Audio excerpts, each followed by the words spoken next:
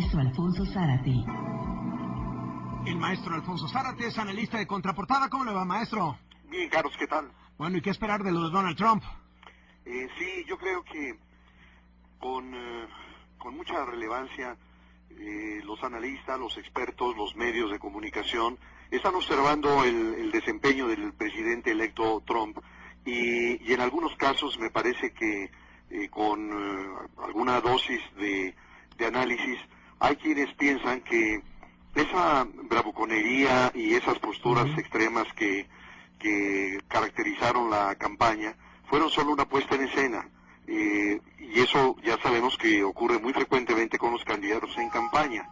En el caso mexicano es muy notorio el cambio que hay entre el aspirante a una candidatura, el candidato y el presidente una vez en funciones.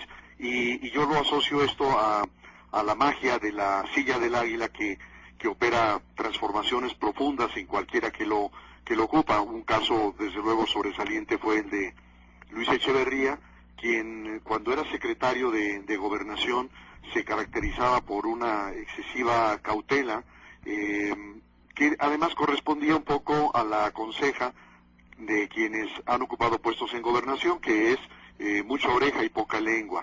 Pero como bien lo vimos, una vez candidato, para sorpresa de muchos y para irritación de su jefe Díaz Ordaz, descubrió otra faceta, lenguaraz, hiperactivo, y luego ya como presidente de la República resultó una especie de faraón o de semidios. Pero yo creo que este no es el caso de Donald Trump, es decir, que no vamos a tener un Donald Trump misógino, xenófobo, y a un presidente sensato, sensible, equilibrado, y creo que no lo vamos a tener por una razón, Carlos, porque el Donald Trump que se presentó en la campaña es el mismo Donald Trump de siempre, es decir, no se disfrazó de otro para alcanzar la candidatura.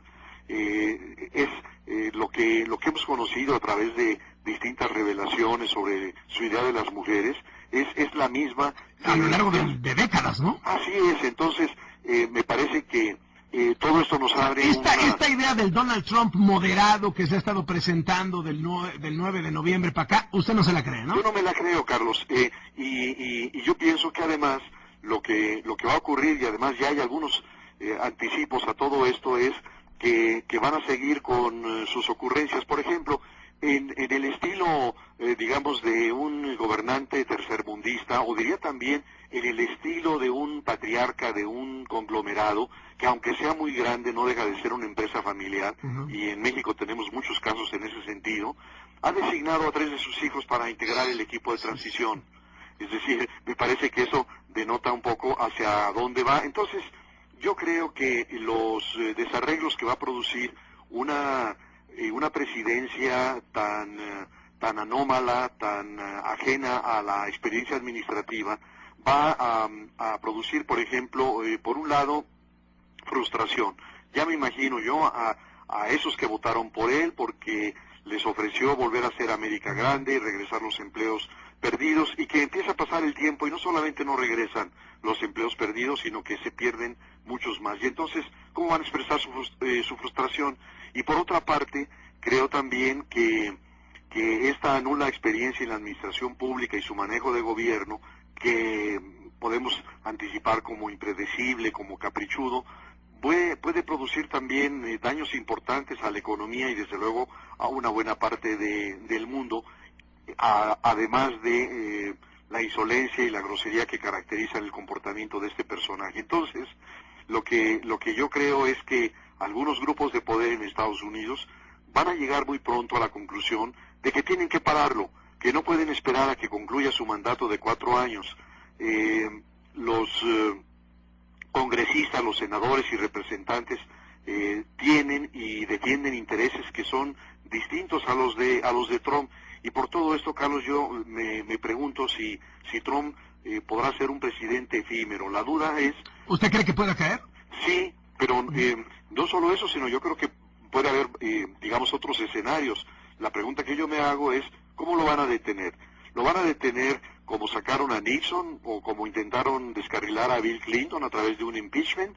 ¿O lo van a parar como pararon a John F. Kennedy, con una enfermedad o con un atentado. Pero mi hipótesis es que el sistema político norteamericano no podrá afrontar tantos desarreglos y esperar 4 años para rectificar, que eventualmente, si las cosas se descomponen mucho, habrá intereses dentro del propio Estados Unidos interesados en evitar que esto continúe. Ahora, hay ya algunos expedientes, hay temas en la corte, como por ejemplo lo de la Universidad Trump, que resultó ser una escuela patito, en donde hay muchísima gente demandando. Si se llega a descubrir que Donald Trump quiere meter el hombro ahí a favor de su caso, presionar a los jueces, eso en Estados Unidos se lo toma muy en serio, como el tema de los hijos, ¿no? Los hijos están metidos en las empresas, información privilegiada, conflicto de interés, aquí no importa, pero allá te cuesta la presidencia. Así es, entonces quiere decir que realmente se está perfilando